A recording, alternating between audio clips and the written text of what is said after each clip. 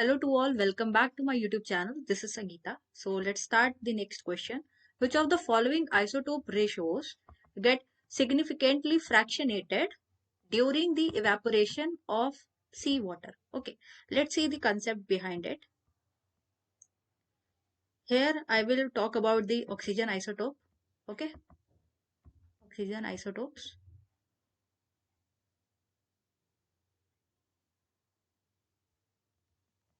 So here it is O16 and O18. So O16 has 8 number of protons and 8 neutrons, whereas O18 has 8 number of protons and 10 neutrons. So here you can clearly see the definition of isotope, which states that isotope will have same number of protons but different number of what? It will have different number of neutron. Okay, I will denote it as N. So in case of O16 it is 8 neutron, and in case of O18 it is 10 neutron. And O16 is also called as light isotope, okay, light oxygen isotope, and O18 also called as heavy oxygen isotope. So now let's see the basic concept behind it. Here I will show the ocean or sea water, okay, like this, and with great height or altitude you will see the ice sheets like this. So this is equator and this is pole. Okay. So what happened in the case of ocean? That in equator you will have sun. Okay. Sunlight will be high in that area. Okay. Or the area will be warmer. So what happened? That during the evaporation process. Okay. Evaporation is going on in equator. So what happens? The sea water has O18 as well as the O16. Okay. But during evaporation, O16 get evaporated and the ocean will be left with O18. Okay, ऐसा नहीं है O18 का evaporation नहीं होता. It will be evaporated in less amount as compared to O16. O16 ज़्यादा evaporate out हो गया. Now what happened? Air masses होंगे. Okay, condensation होगा, rainfall होगा. So what happened? During the condensation, O16 will get precipitated out more as compared to O18. Okay, और जब ये air mass move करेगा पोल की तरफ, let me change the colour of this pen, तब क्या होगा? पोल्स पे क्या होगा? ये एयर मास है और इसने क्या प्रेसिपिटेट आउट किया? O16. ठीक है, in the form of snow और रेन, जो भी वहां पे होगा पोल पर. तो क्या हुआ? आइस शीट्स के अंदर हमें क्या मिल गया? O16.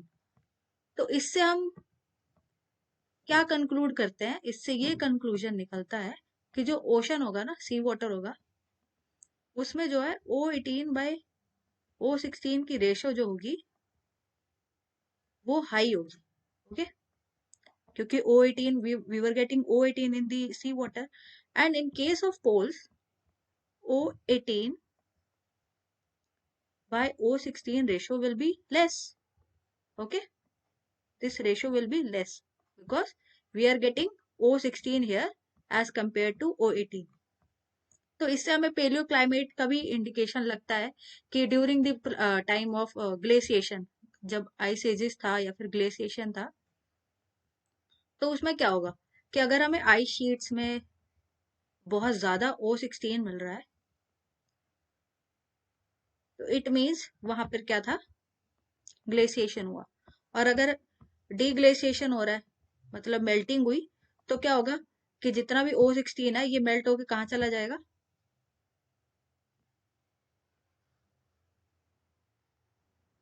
O16 कहाँ चला जाएगा? ओशन में चला जाएगा.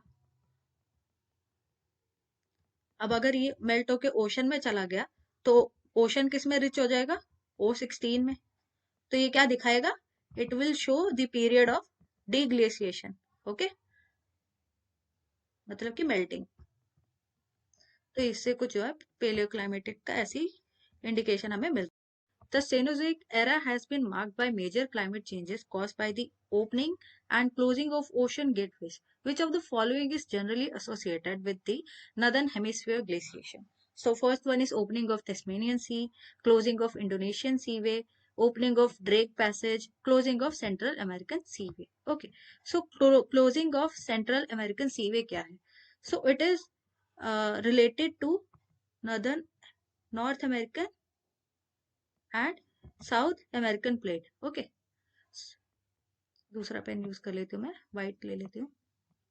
तो यहाँ पे आप देखो, ये देखो इन दोनों के बीच में ये जुड़ा दिख रहा है ना आपको।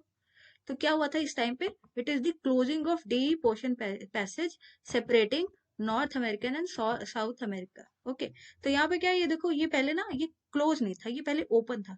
तो इससे ये देखो यहाँ से ये जो है यहाँ से क्लोजर हो गया इन दोनों के बीच में। तो यही सीनोजोइक एरा में मोस्टली यही दिखाया गया था। तो इसका आंसर है closing of Central American सीवे।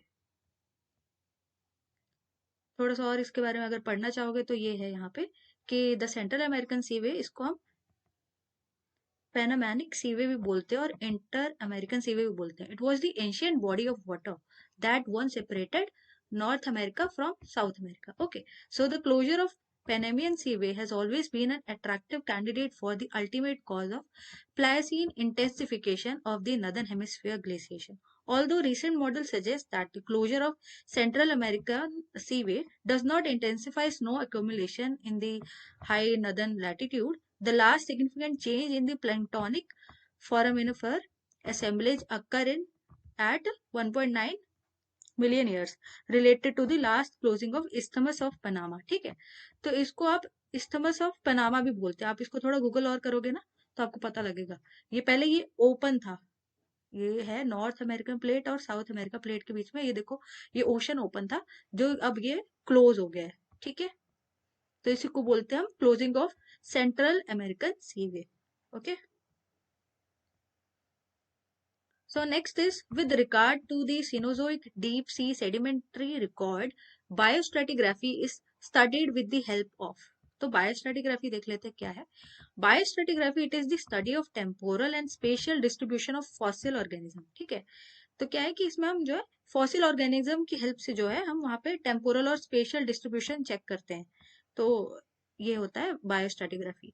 Alongside the interpretation of depositional environments, biostratigraphy is one of the product of paleontological studies with which non-paleontological geoscientists are most familiar. Okay. Biostratigraphy and geochronology are fundamental building block of many wider ranging geosciences studies. It is studied with the help of planktonic foraminifer with nanofossil because of their rapid evolutionary rate. Okay. तो इसका answer क्या हो जाएगा? Planktonic foraminifer and nanofossil because of their rapid evolutionary rate.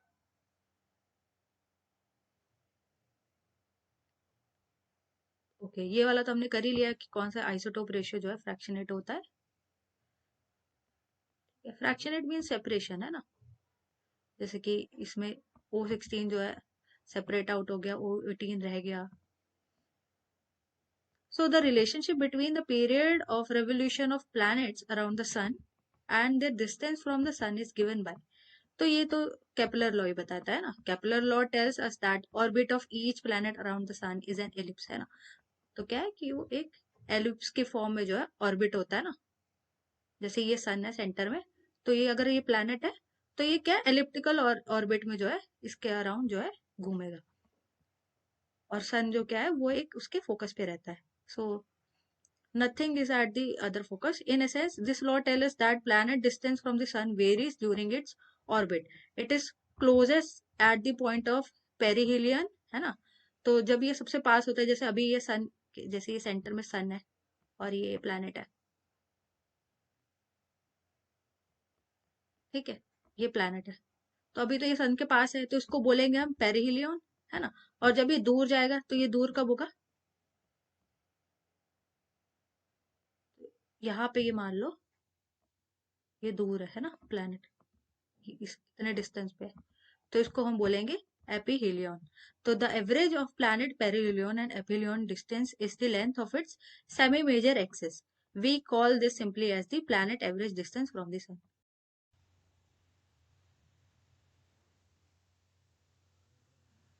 So thank you so much for watching this channel. Do like, share and subscribe.